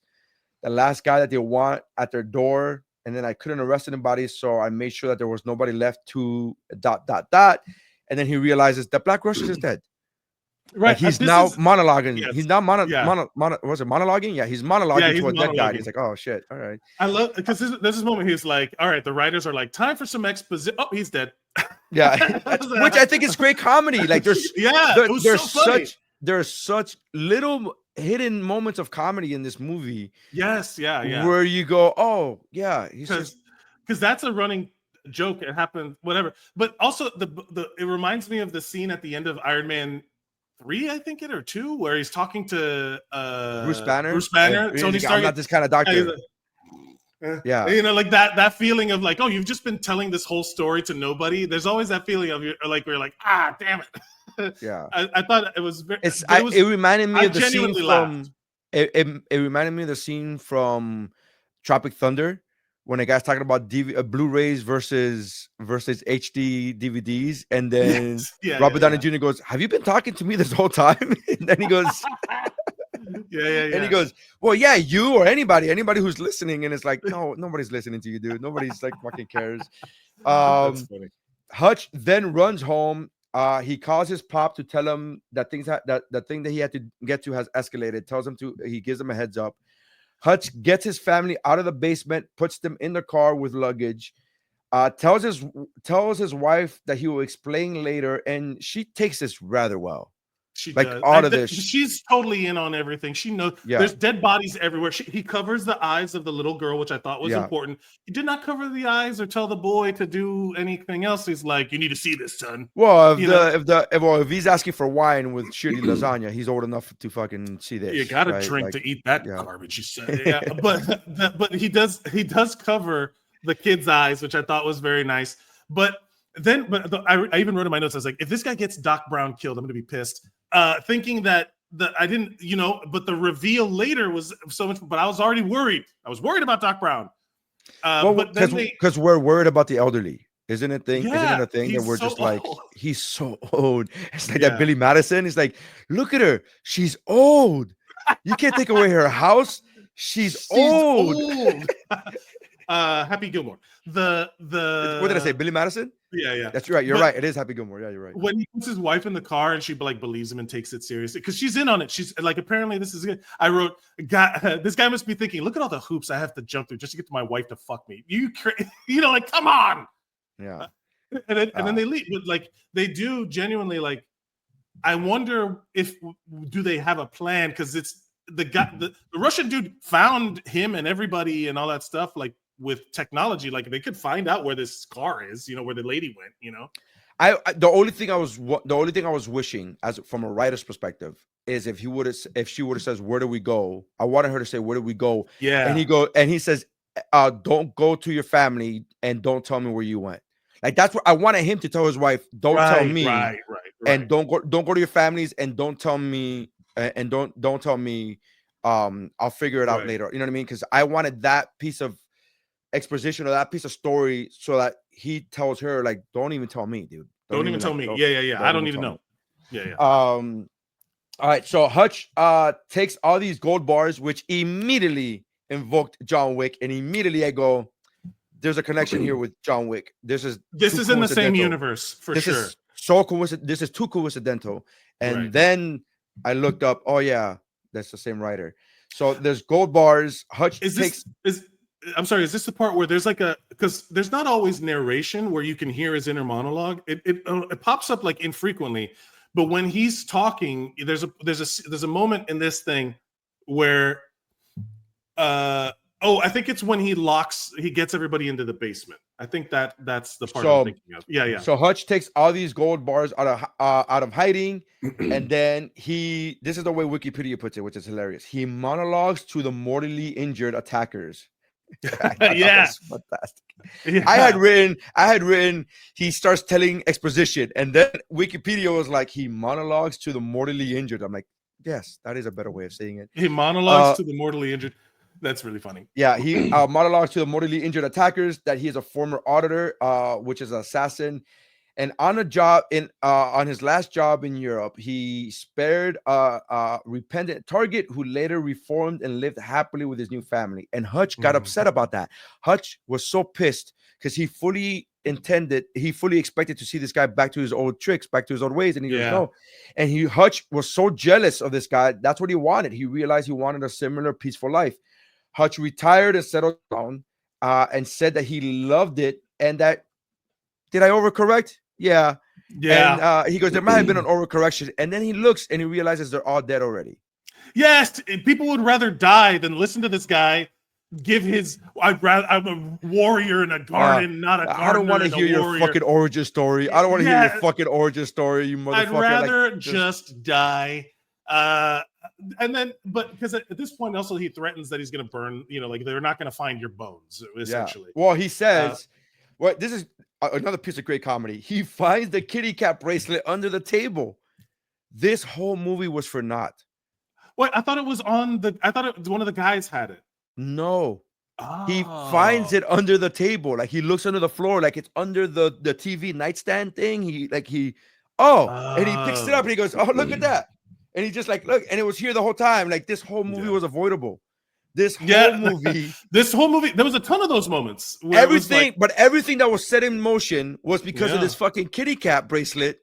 That was the excuse that he needed. That was a straw that broke the camel's back to I gotta get my daughter's kitty cat bracelet.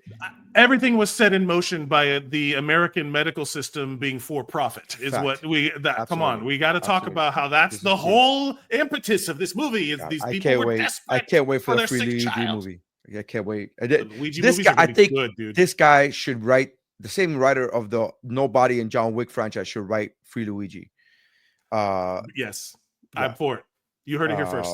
So he says, fun fact: bone burns to ash at 1500 degrees, and this basement is designed to burn at double that, so they won't be finding them among the rubble. Yes, and I was like, holy shit! Yeah, that is brutal.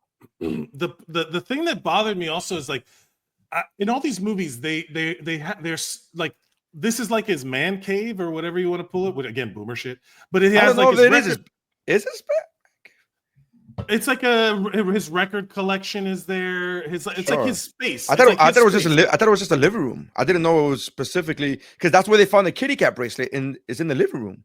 I'm not saying the kid can't go into the man cave. I'm just saying that's like his space, right? It feels very much like he owns that space, and then it becomes a question of like all of that stuff he did, like he's literally destroying everything he's ever owned, apparently, like all those records and all that stuff, because you're listening to him constantly. And I did like the record sparking, like that was the magic record, like he pulls the magic one and it's What a Wonderful World, which I was like, okay. And that's the one that it starts sparking so that it lights everything. This whole movie has pretty good. This whole movie has great James Gunn level Yeah, music drops. Yeah. music drops. It has really The impressive needle music drop. drops. Yeah. Because it's always a lot. For the most part, there are songs that are contrary to what's happening on screen, and I thought that's a great touch because they show you what a wonderful life when the place is burning up, and it's great. Hutch burns the house down, decides to steal his neighbor's Dodge Charger. It goes from 0 to 60, and we're about to find the fuck out. Boomer shit. I don't know if that's boomer shit. I think, first of all, I was very confused as to, like, he unlocked a car across the street, like, boop, boop, and I was like, you've been taking the bus the whole time? No, I thought that was the attacker's car. you're right. Okay, thank you, because that was very confused. I was like, why are you taking the bus this whole time if you have two cars? Yeah. But here's why I say boomer shit. This is like boomer fantasy shit, because he has a car. It's going to be nondescript. It'll be easy for him to get around and not get caught doing anything. It's like a good undercover car. No, but he doesn't want that. I'm gonna get. But he doesn't want that. We later see him literally eat dinner in front of like, he does not want no attention. He wants all the smoke because they went to his family. He wants all the smoke. So we see two bad guys go into Doc Brown's room and they try to kill him, but he's a former FBI agent that when he time traveled with a child, he was able to go through the agency. So he gets the jump on these two bad guys. The sleeping front desk guy runs into the room after hearing the two shotgun blasts kill the bad guys, and he tells Doc Brown to turn the TV down. Turn the TV down. It was like, what kind of sound system do you have in this nursing home for that to be real? And also, Christopher Lloyd ain't going out like no bitch. He's and I love the fact that that guy was still like choking on his own blood while the guy was like, turn on the volume, and he's like, I'll put the volume down, and he's like literally just holding his like, it's such a G move. You go, yes. He's an old frail man, Christopher Lloyd. But like, I like believing that he's this tough motherfucker. You know, of course. I suspend his belief.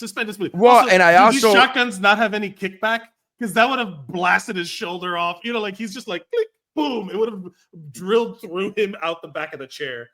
Like, he's a frail old 90-year-old man. But also very believable as to what kind of gun an old man would have. That's true. Yeah, he's like, because aiming is no longer his thing. We're not.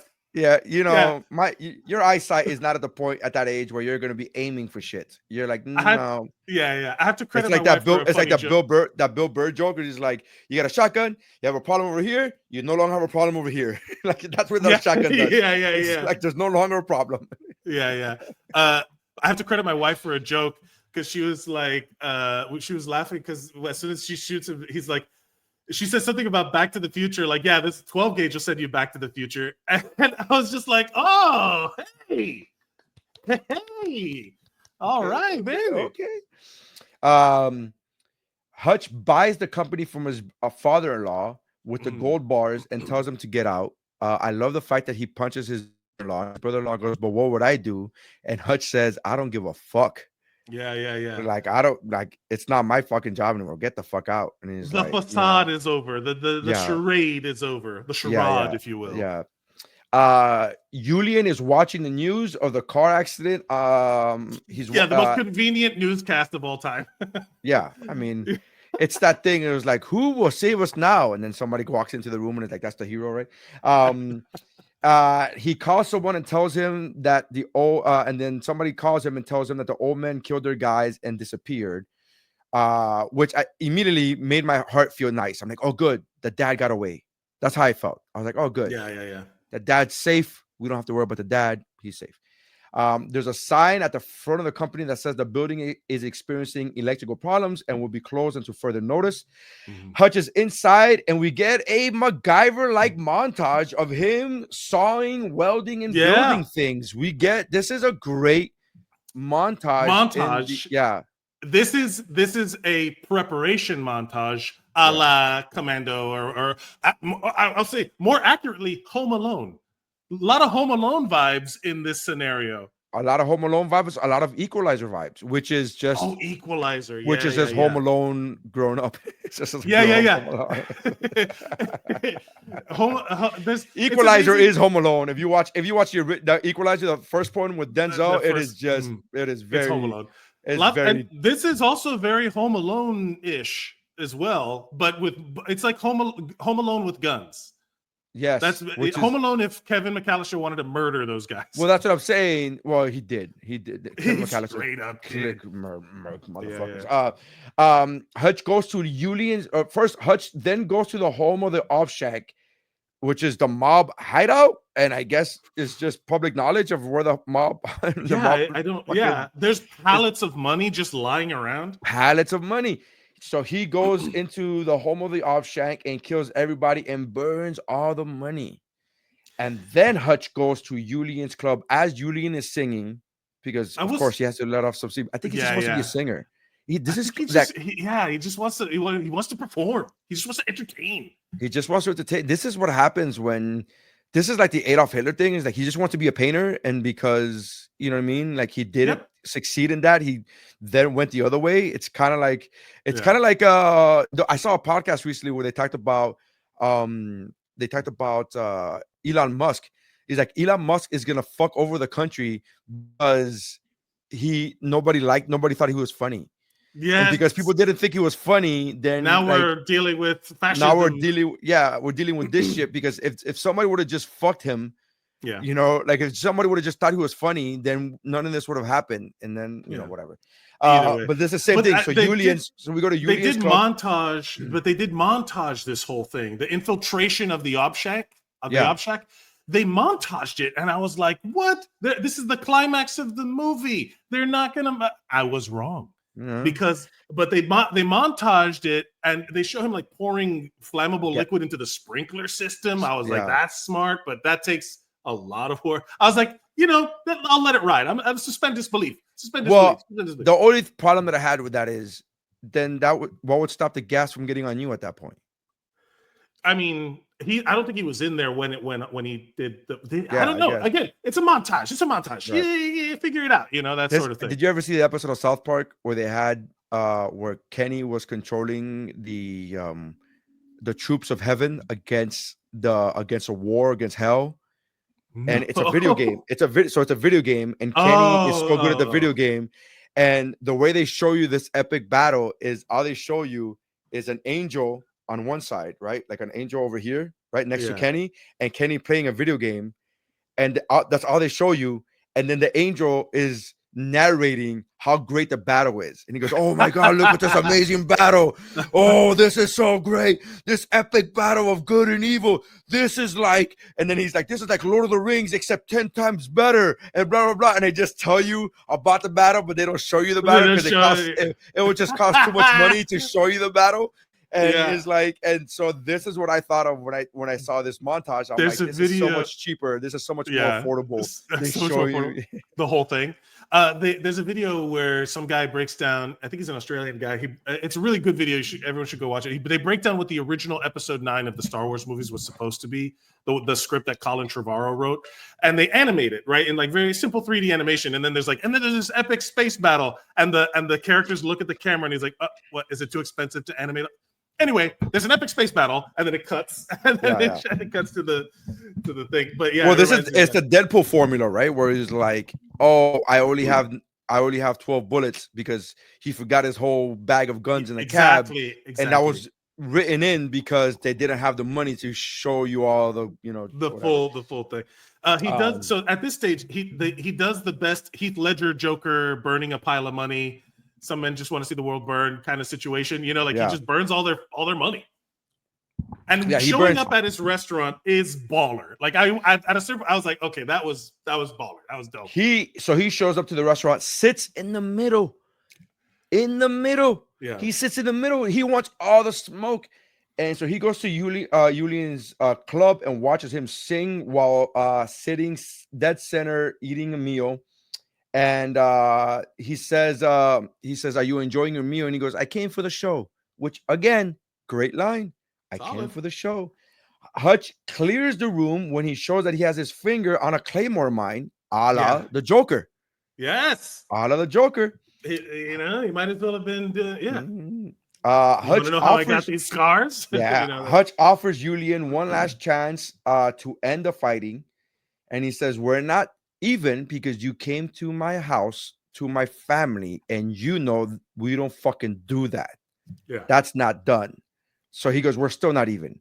And then he tells him that he burned up the op shank, but he burned up all the money, and he goes, we're still not even because you came after my family. But he offers him a chance to let go of the fighting.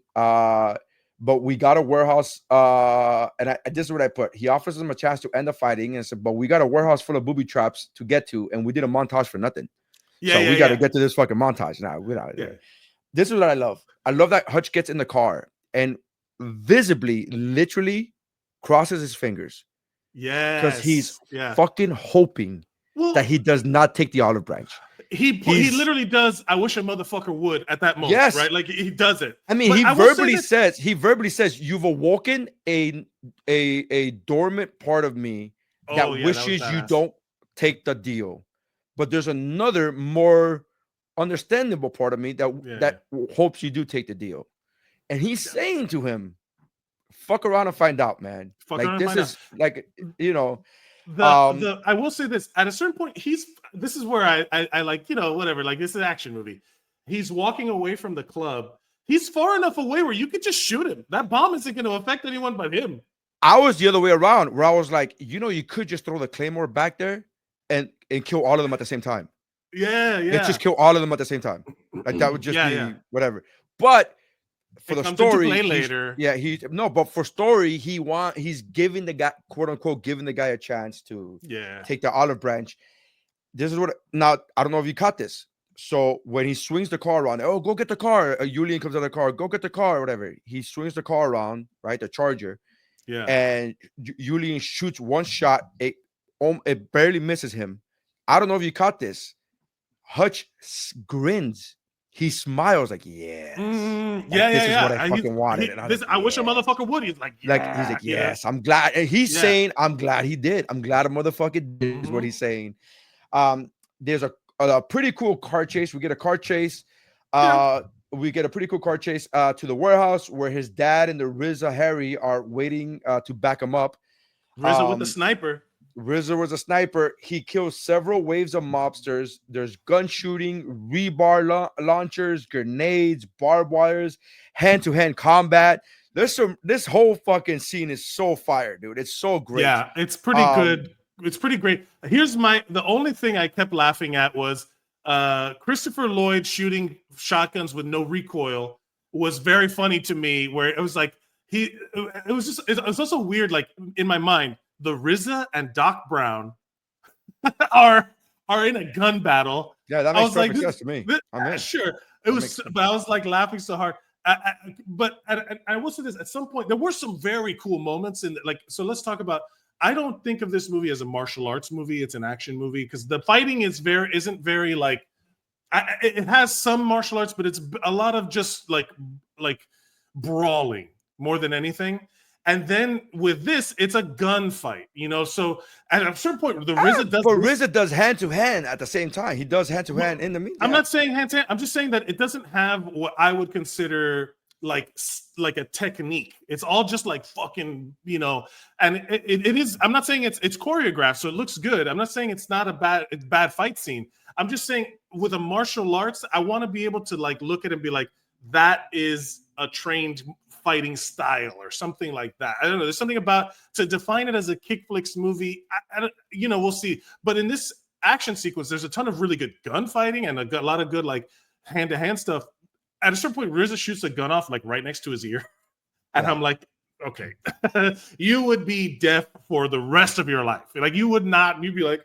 You would be Sylvester Stallone in that movie. In Copland. In Copland. Yes. He does one of my favorite things in action movies, the Indiana Jones does it, the triple kill, the bullet goes through multiple people. Yeah, he does one of those. I was like, yeah, triple kill, you know, like I was like, yeah. And then I even put in my notes, do none of these guns have kickbacks? So it's always just like pa pa pa pa pa pa. No one is like the guns don't feel as hard as they should. It's John Wick universe, bro. They don't have any kickback. This is the thing. I love the line where he says, "You brought a lot of shotguns," And he says, well, you brought a lot of bad guys. But it's so funny because it's like, because even he noticed it immediately. He's like, you could have just brought other guns. Do you just have shotguns? Is it shotguns the only gun that you have? And then I immediately thought to myself, want to aim. He's like, I cannot aim. I'm fucking old as fuck. I cannot aim. I sit 2.5 feet away from my TV. I cannot aim. Yeah. So they kill several waves of mobsters. Gun shooting, rebar launchers. I talked about that. Julian manages to get the drop on them. Right. He wounds Harry.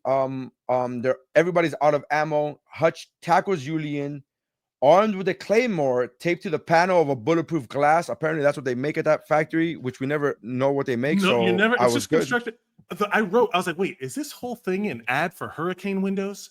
Is that what this is? Safety glass? It's a safety glass ad because he straps the claymore. The Chekhov's claymore, and he puts it onto the thing, and he wraps the wire around, and then he just like runs at the dude, and there's like bullets hitting the thing, and I was like, this isn't whatever company is. That's a good product. It's Safe Light. Safe Light repair, Safe Light replace. Yeah, Safe Light repair, Safe Light replace. It's Claymore. Wonderful. Claymore. But it's straight up like, it was like the perfect ad for it because it's like real use, like real life use, testing the product. I believe in my product so much that I'm going to stand it. Remember that Hoover guy that used to stand underneath the vacuum cleaner that was holding the bowling ball? It's like, fuck, ooh, really? I'm going to stand behind my bulletproof glass and get shot multiple times. I set off a claymore mine. And that was a really good effect. That he was running, he was running at him and it went boom and it hit him. And all I can think about is every one of these dudes is deaf now. As someone with hearing loss from tinnitus, from like years of brutalizing my ears, I'm like, every one of these people, all they hear is because they're just like, what? That's every line after this battle should have just been, what are you saying? What? Where'd you get the cat? Yeah. So Hutch finds the cat in the rubble, which is the thing that was in the duck in the beginning of the movie. There was a thing that, what is it, a raccoon, a snake? And they're like, we don't know what it is. It ended up being a cat.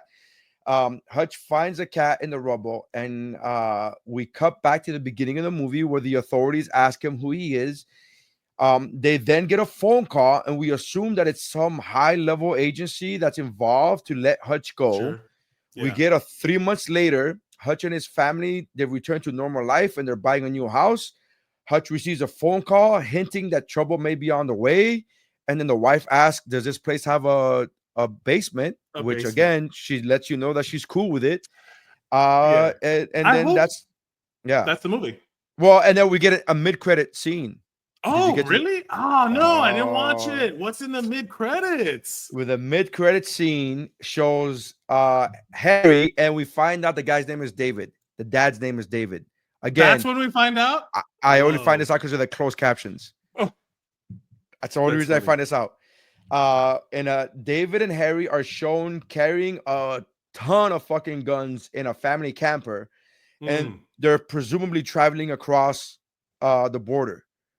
And they're like, why couldn't we fly? And he's like, would this car go? And then they turn back and they see a bunch of fucking guns. And so that's it.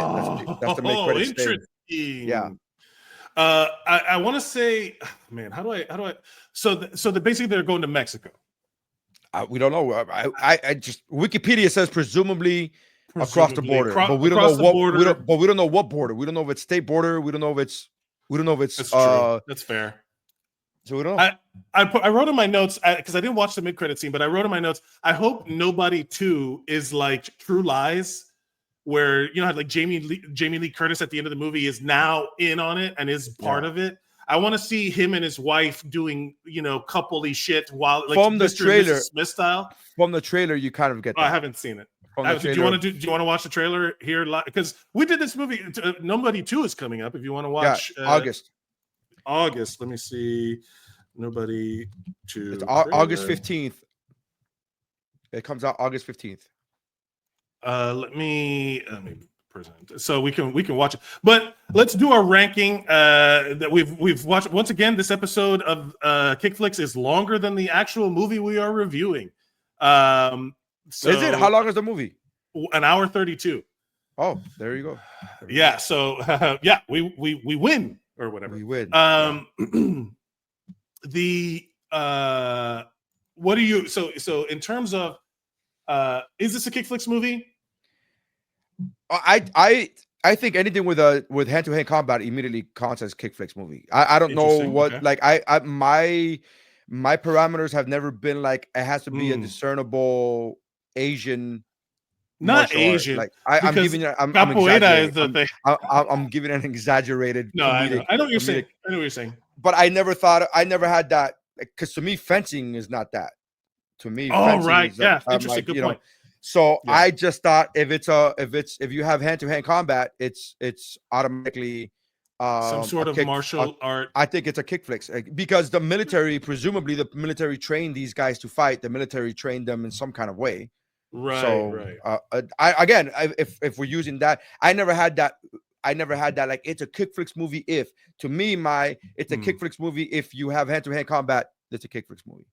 Got it. That's what I don't know. That's just me. But I'm not. I don't die on that. I don't die on that hill. Like if you tell me, no, it's not a martial art movie, I would just very much like The Accountant. If you told me this was not a martial art movie, I will agree with you. And if you told me it is a martial art movie, I would also agree with you. I'm like, I'm not gonna die on any hill here.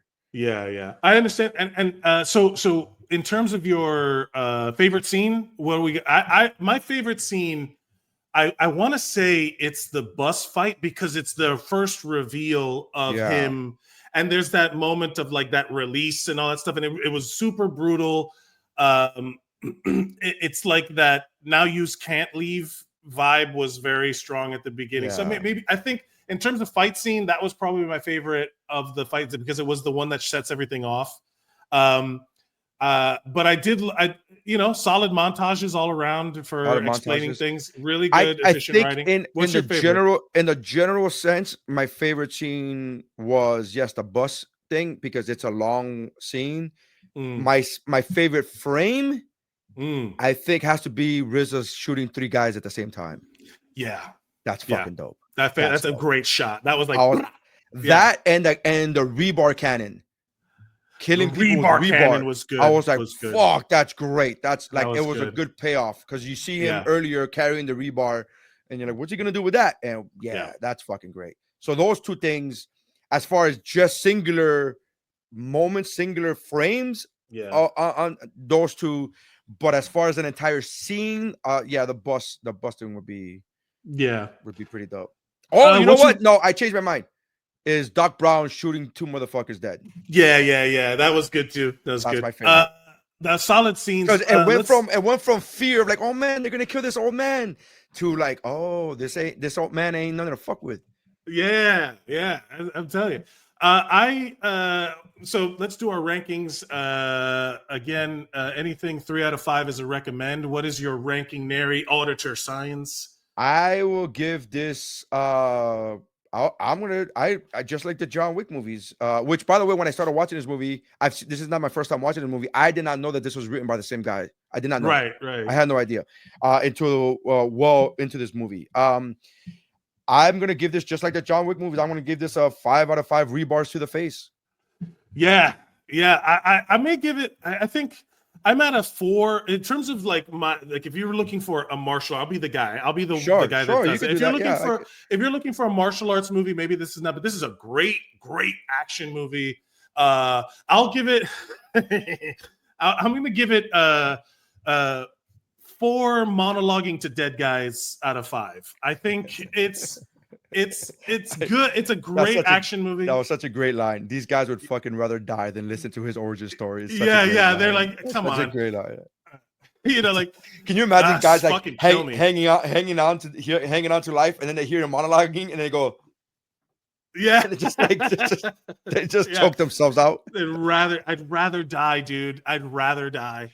But yeah, 4, maybe 4.5, but like sure. There's a lot of good fighting action in this movie, but it really is it's an action-y movie more than I would say a martial arts movie. So 4 out of 5 for Kickflix. But it is leading into Nobody 2. So let's check out the trailer for that. Oops. and let's see what we get. Are we gonna watch commercial before? I've come to terms with the fact that you don't have an average job. Average job. You guys having fun at the convention? But we haven't seen you in months. What happened to your eye? Somebody fouled me at the game. What game? The one you missed. Ooh, that shit. And summer break's just a few days away. We should do something. Strictly family time. Come on, kids. It can be an adventure. Oh my God, it is. I was like, that's like National Lampoon. Let's do this. That's great.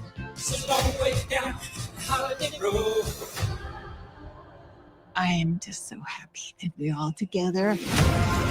Hey, city boy. Hey. Get out of here. Let's go right now. I understand protecting your sister, but there are other ways to handle things. I left my phone. What? No. I like your way better.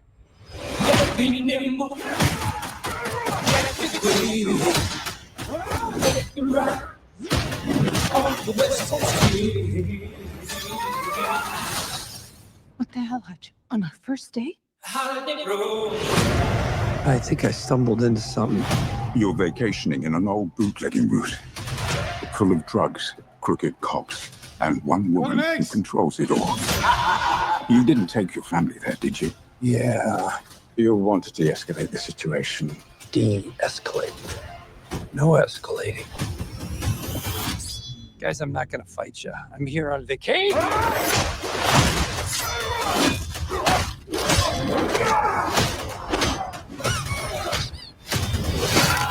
Ooh, an anchor. Find this nobody. Scorched earth. I just want a break. There's no way you were just some family man. We all have different sides. But most of all, you're a dad. Go fix this shit.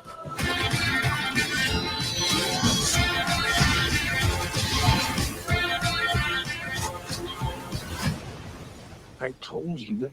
I'm on fucking vacation!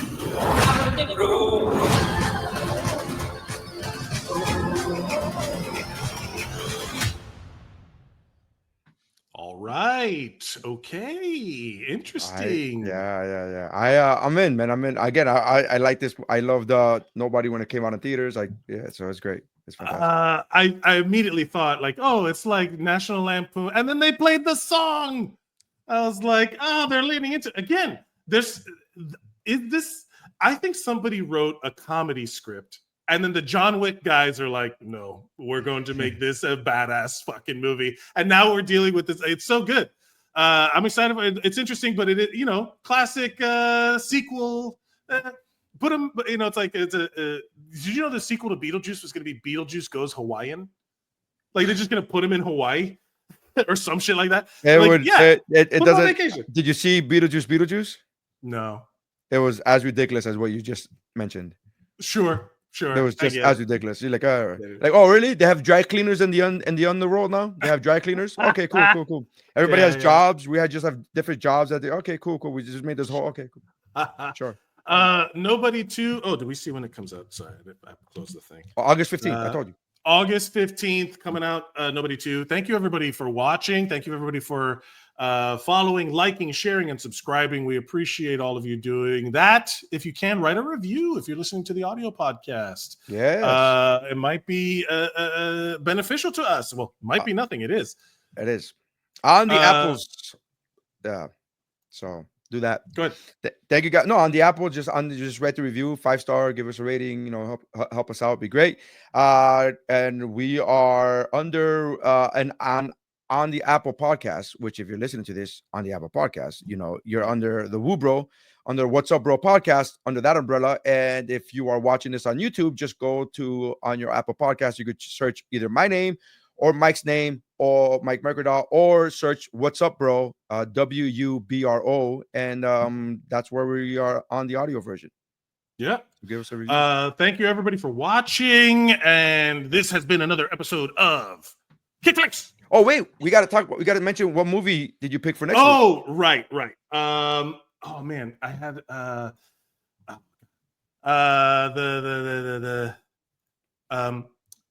okay. So due to I kind of want to do a traditional martial art movie, but sure. I there's an episode. Oh God.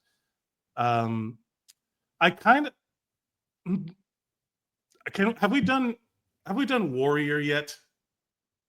The MMA movie? Yes. No, we have not. No. I was talking about that movie and I really wanted to watch it, and I was like, you know what? How do I fit this to nobody? Well, nobody's a family man. Nobody has kids. He has two daughters. Oh yeah, again, they dropped the phrase "family man" in the trailer for nobody too. Yeah, and so he's a family man. He has two. In the movie Warrior, he has two kids. In the movie Nobody, one of the kids is sick and needs medical attention. In the movie Warrior, one of his kids gets sick. That's why they go into debt, which is why he goes into fighting. So there you go. It's a family man fighting a fighting family. So tune in next week, episode 34 of Kickflix, where we do Warrior, starring Tom Hardy and Joel Edgerton. Yeah, and Nick Nolte. Who was bro. Totally snubbed for the Oscar. Snubbed for the Oscar. Snubbed for the Oscar. All right. Thank you guys for checking us out. Love you guys. Peace. This has been another episode of Kickflix.